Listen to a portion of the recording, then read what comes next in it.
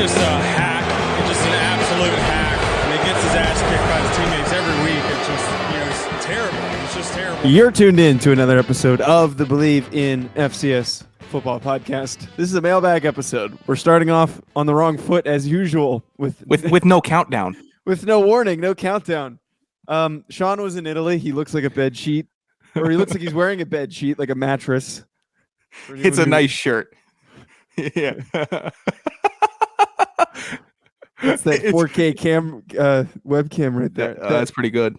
Dude, you look fine. Like you look fine in the rest of the in the rest of the pictures and stuff. Your thoughts? That's my least favorite picture, actually. Oh yeah, one behind the bar. Yeah, that's me behind the bar with my great friends at Chaplin's Irish Pub in Sorrento, Italy. I made great friends with them. I don't know, man. The white button-down shirt is just the only people that can pull, like, I don't even think I could pull it off. The only people that can pull off the white button-down shirt are tremendously thin people. I don't think either of you or either of us belong wearing one of those. No, but that was destination appropriate attire is all that was. Why is it destination appropriate attire? That's just strict. That's what is worn. Like if you're going out to nice, that is the destination appropriate attire. So you're saying the white button-down shirt is like navy pants. You have to wear that if you're in Italy. Look at you. You're what is this? What is it? No, I did some research. So I wouldn't look like a big goof. You're suddenly. What's wrong with not? Oh, you make fun of me being proud of being Italian, and then all of a sudden you're an expert of being Italian because you were there for a week. No, is that what this is? I tried to do my due diligence before going. That's what I did. I did my due diligence. That's what's worn. I bought a shirt. I bought 2 shirts. 3 shirts, actually. I will admit, although I haven't interacted with you enough since you got back from the trip, you have not acted like most people do when they go to Europe. Because usually most people, when they come back, they try to act like they're in Europe. We were from there. We were all saying when we get back, it's just gonna be, in Italy they do it way different. In Prague this would never happen. Those people, they're it's such a sorority girl thing to do too. It's oh god. Like I'm glad I got your recap and we got it out of the way. But is that the recap? Would you like? Did you like any of the other the fits that I had? No. What about the second one? I'm saying you called me and gave me the recap on a separate occasion. So I'm glad we don't need to you don't need to keep telling me more and more about the trip. Like you told me what happened. Yeah, like you care. Over. Yeah, like you would care a bunch. Right. Like when I'm going, I'm not going to tell you anything because I know you don't care. Why not? I care about what you would do. Okay. When are you going? The end of July. Were you going to tell me? I told you I was going. When? I don't know. Blinders were on, so anything I told yeah. you probably went over your head. 3 minutes in, we haven't even explained today's show. So mailbag episode, Jamie's Corner is the official name of the mailbag. He won the vote, and then Jamie was very upset that we didn't do a mailbag episode after naming it after him. And then Sam Herder comes in, and there was almost a bidding war over Jamie. Yeah, okay. That's not how this operates. How does it operate? Jamie should be honored that it's Jamie's Corner and not. There were a lot of other potential people that wanted to have the corner. And what the hell does Sam Herder? What is he interacting with Jamie for? Jamie's our guy. He can no. Sam Herder. I saw that. I couldn't believe it. Why would he think that is appropriate? Because we weren't living up to the billing. You know what? Jamie has sponsored the segment. It is brought to you by Jamie and Sam Herder back on the hack list. No! Top of the list. What? Sam Herder, top of the list. You don't come for our guys. I'm trying to coordinate guests right now for the off season. Getting teased a little bit by some people and not coming all the way through, but I think I should hit up Sam Herder and get him on the show. Sure, you two do a show together. I refuse to do a show with a hack that is not you. No. You two have a good time. Me a hack. Don't call me a hack. Oh, dude, you're as big. After what I texted you earlier, I am not a hack. Oh yeah, that's pretty hack. All right. But look, you're top of the list. Okay, so we got a lot of questions to get through today. We're gonna do this. We'll probably do Hack City episode, if we can track down Fire. If you missed that, it's on the YouTube channel, and it's a little bit more content like this, where it's just freeform dipshit discussions. It's talk radio.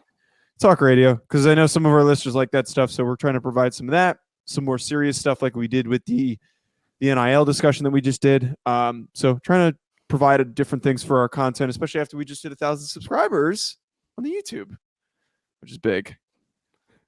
Don't inflect your voice like that again, please. Please don't do that. There was no reason for that. Can you read? Yeah, okay, great. Can you do the read? I'd love to. We got NBA basketball going. We have MLB going. Dude, how upset.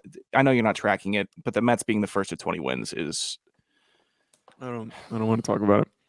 Dude, I expected. Actually, I don't know why I did. I expected more out of Philly. Whatever. Continue to be the number one source for all of your betting needs and sports information. So if you're looking to get some action going for the NHL playoffs, also whatever sports you want to bet on, head to Bet Online. It is your continued source for all your sports wagering needs, including live betting in your favorite Vegas, casino, and poker games as well. It's super easy to get started, so head to the website today or use your mobile device to join and use our promo code BELIEVE, that's BLEAV, to receive your 50% welcome bonus on your first deposit. Bet Online, where the game starts. Might be one of our most efficient reads that's ever been done on this show. In and out. In and out. Not like this segment is about to be, or this show is about to be. What? It's nothing. It's what we asked for. That's what we asked for, and I love it. It's what we asked for, so I can't be upset. It's increasingly more chaotic than usual. No questions from Brendan and Chad, which I'm disappointed. They must not have seen the tweet. Oh no, wait, I think one of them liked it, so that's even weirder. So Jamie gets first pick on questions because it is Jamie's corner. One of the questions is deleted. I can't. Oh no, never mind. It's right there. Okay. First question from Jamie. Now that the draft is over, who other than Christian Watson, Pierre Strong, or Troy Anderson landed in an ideal situation? So separate from the big three that have been talked about a lot as guys that landed in good spots. And I also did a draft reaction show where I talked about those guys all ending up in really good situations. Sean, I think my favorite fit is actually Trevor Penning out of all the guys in New Orleans, ending up with New Orleans. You know who Ryan actually had a really interesting comp for Penning? Who? He said that he reminds him of Zach Strief. So for Strief to be the comp for a former Saints tackle to now Trevor Penning, the current Saints tackle, I think that's really interesting. But they needed a tackle. They needed a mean developmental tackle. And I think that Trevor Penning fits that perfectly. How do you not the Cole Strange pick? I know people are saying he wasn't going to get out of the second round, third round, whatever. And a first round pick for Cole Strange people are gonna be like, what's going on? Who is this guy? If you're just a standard Patriots fan, it's gonna fit perfect. It's gonna, because what do they, dude? All the Patriots ever do is draft incredible interior offensive linemen. Never the big really dude, mean, strong guys too. And it's like, okay, did Belichick and crew just draft the next Jason Kelsey? Is that who they just drafted? They might have.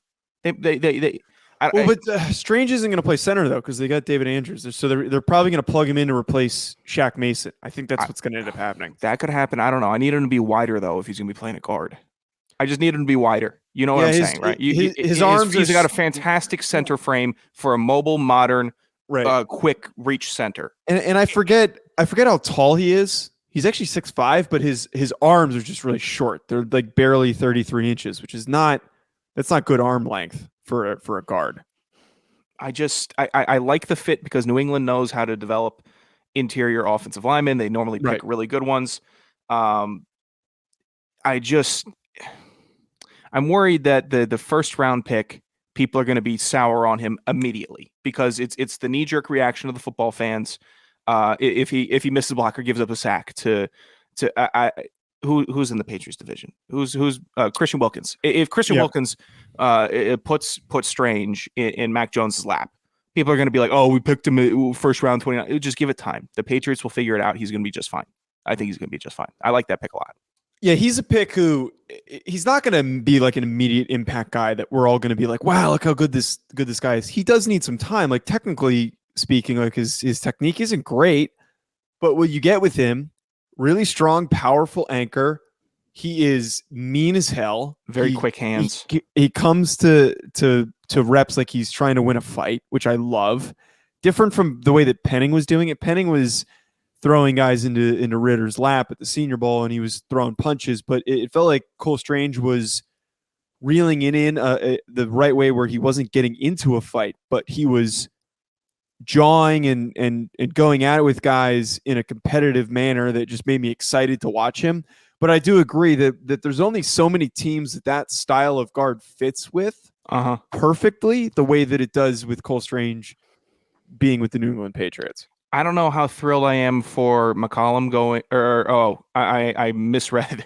No, McCollum in Tampa is going to be good. Also, yeah. I really like that. They, it kind of feels like the Sean Murphy Bunting pick for them. Yes. How early on did they?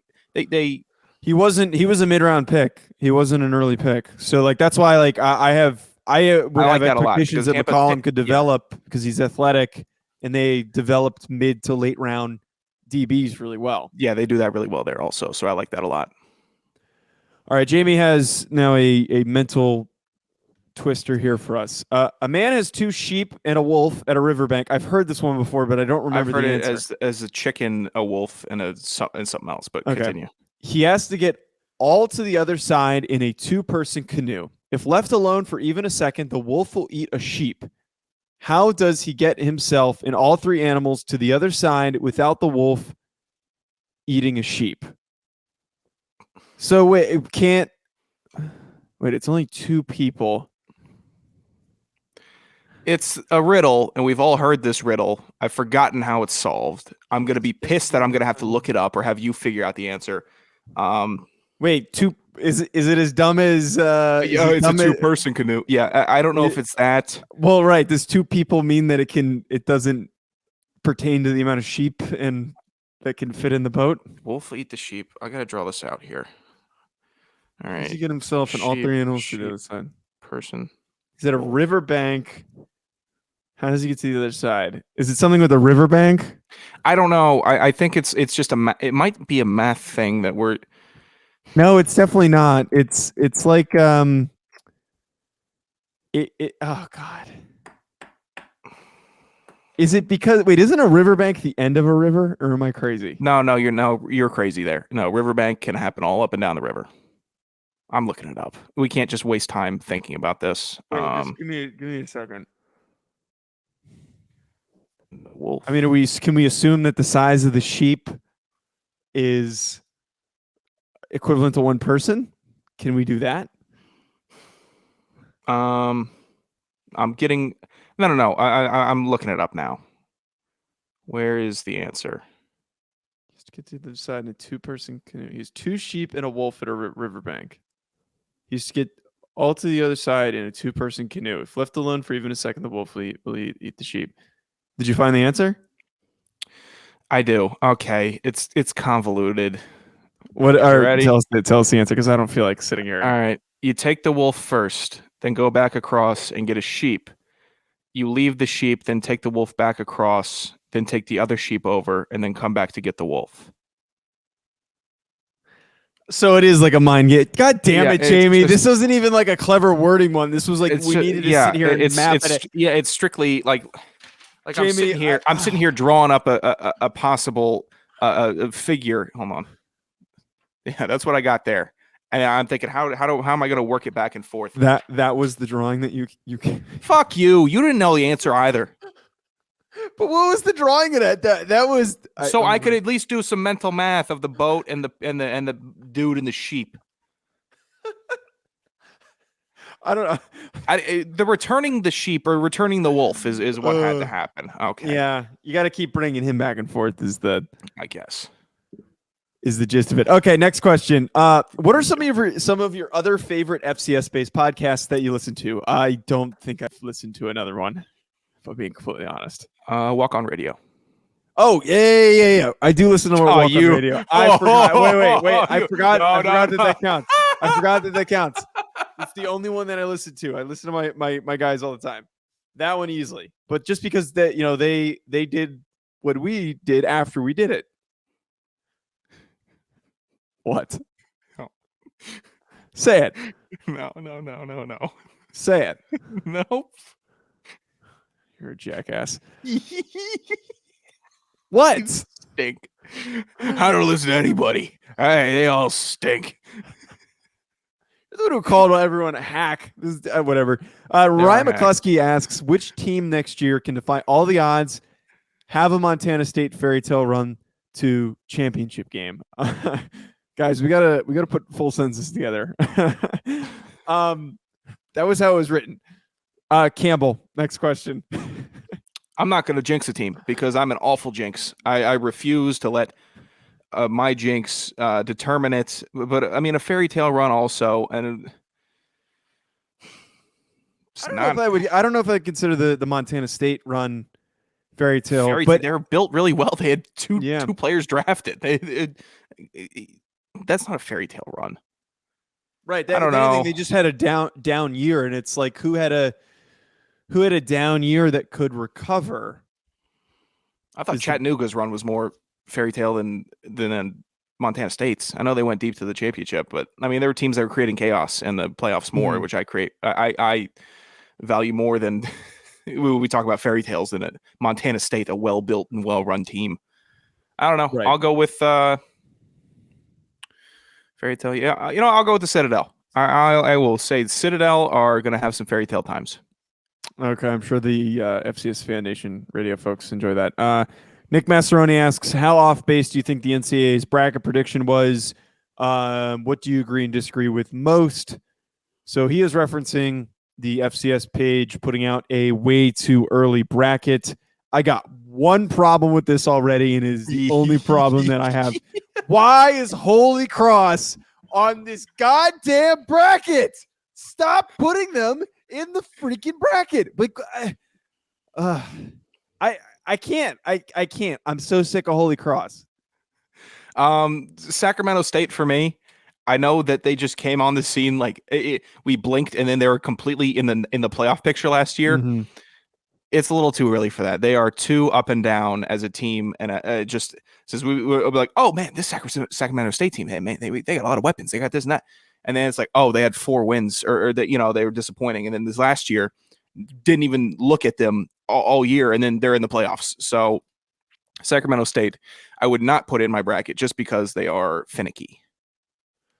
The ones I think I disagree with the two is we always fall into this trap of just adding back in teams that did well last year.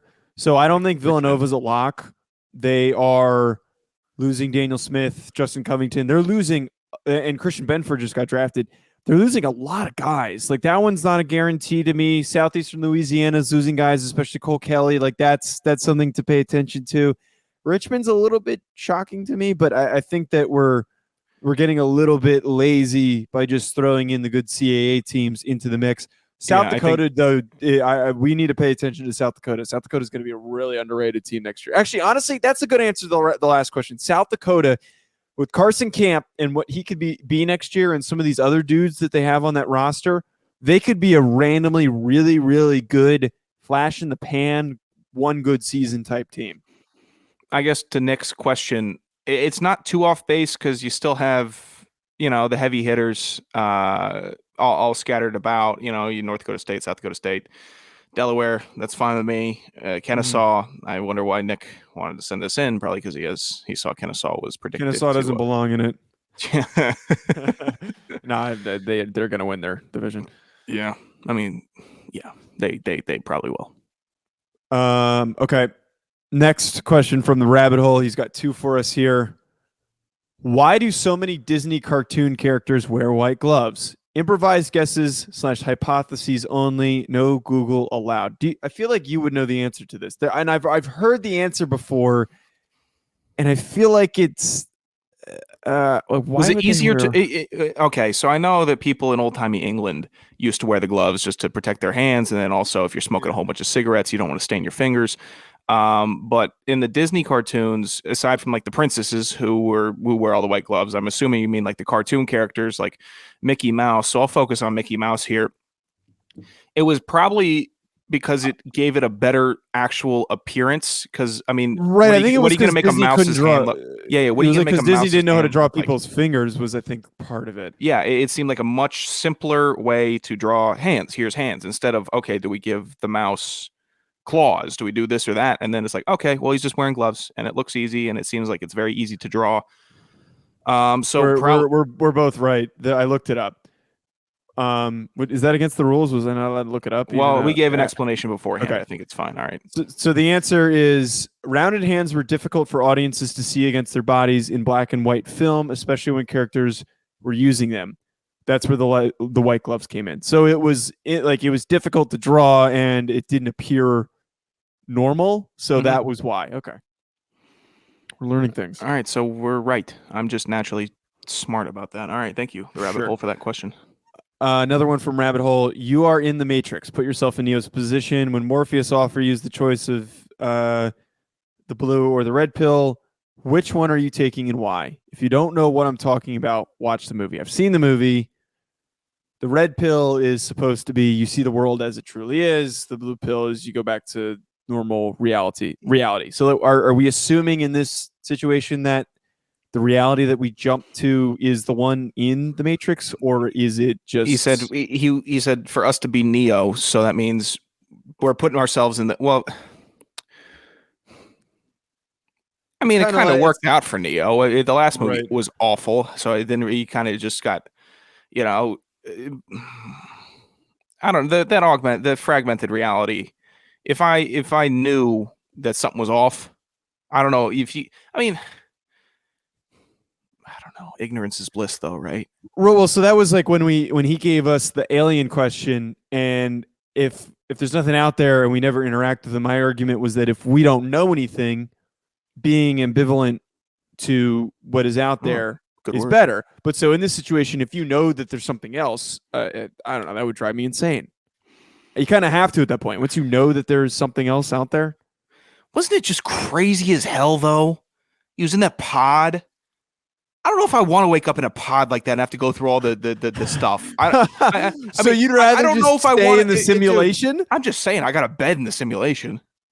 Oh, you're so soft. You're really picking the simulation? What do you thought that was an easy journey in the Matrix that he had to go through? No, but you're picking a not reality. You have the super. I don't. I would probably get killed pretty quickly if I had to wake up in a much more dangerous reality. But my point is that you would willingly go through the rest of your life knowing none of it was real. Although I guess just saying now that after seeing them in that I got off topic from the actual question that was asked. If I was in that position as Neo, I've watched the whole movie. I know how it turns out. Right. So if in that situation I am Neo, I am taking the pill to go through it just because I would have to see it. But after watching the movie and seeing all the stuff he had to do, it seemed like a really big hassle. So I don't know if I would do it. So you're picking the blue pill because it's too much work. No. I would take the blue pill without seeing the movie. Like without, if it was strictly all the circumstance, if I'm thinking of the movie's path, right?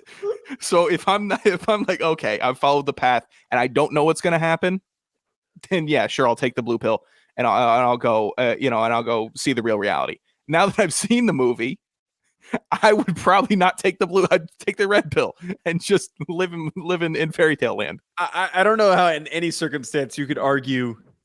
Dude, it was like combat training all the time. But the way that you argued it was that like, I'm just going to chill. I'm just going to, I might just chill. I mean, that's a good point. You pick the blue pill and you know that nothing matters and you can get away with it ever you want. Like you could just dick around. Yeah. And now I know that I have some idea. But nothing matters. No, it's not a bad idea. It's something to consider. I think that we're degenerates, so like we're gonna think in that, if you're Neo in this circumstance, he's like, oh, I need to save the real reality.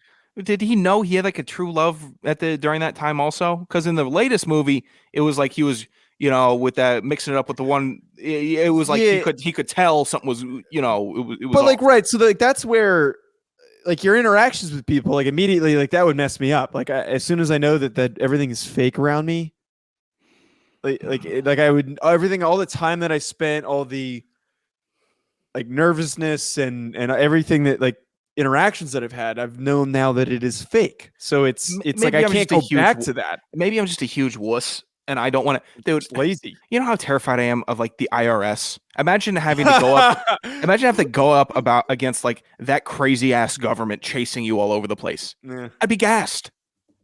And if you pick the blue pill reality, then it wasn't for nobody else is complaining. You can just commit tax fraud, dude. Yeah, I guess so. But like I'm saying, nobody else is complaining about this stuff. They're all in their pods chilling. I'm the one guy that's got to complain and mess everything up. The Believe in FCS Football podcast. Commit tax fraud. Yeah. All right. Last question, Sean. Yep. FCS Fan Nation Radio. Who will be the best not a state this season? Kennesaw, Weber, or other? Someone commented under this and suggested the obvious answer. It's neither of these teams. It's don't you State. Oh, Jackson State. I thought you were going to say Portland State. Oh, no, you're right. No, fuck you. No, not right. Portland I'm wrong. State. I thought you were going with that. A lot this week. I thought you were going with where did that come from? You've been dropping a lot of F-bombs. You're usually, I'm the one who's cursing. I'm not the first one to do it. Once you let one out, then I'm good. No. But I will not be the one to start the swearing. So pardon the swearing in this episode. Jackson State's the answer. Second answer is Portland State. I think if Kennesaw State played Jackson State would probably win. But yeah, so Jackson State, then Kennesaw State. What about Sam Houston State? Yeah, we can't count them anymore. They're moving up. Oh yeah, yeah. God. Yeah, all right, Jackson State. We're big Jackson State fans. All right. Sean, anything else? What? No, I guess that was all the questions. No, Joe just hurt everybody's feelings about saying all their other shows suck. And that he doesn't listen to I me. didn't. He wouldn't say bother that. himself to listen to. I didn't say that. I just said that I've never listened to. Yeah, because why would you walk on radio? Why bother? Why bother with anybody else? Because I don't have time. I'm sorry. It's not a disrespect thing. It's gonna get so blown out of context. I can't wait for tomorrow. It's actually this is gonna go up to. No, I'll put it up tomorrow. Oh, you're letting yesterday's breathe a little bit. Yeah, I don't want to choke it out. Cool. Choke it out. I don't know. Suffocate it? Smother it? Is that what you're like? Choke it out. Choke it out. Whatever. All right. And FCS Football Podcast. Sports. Hack City.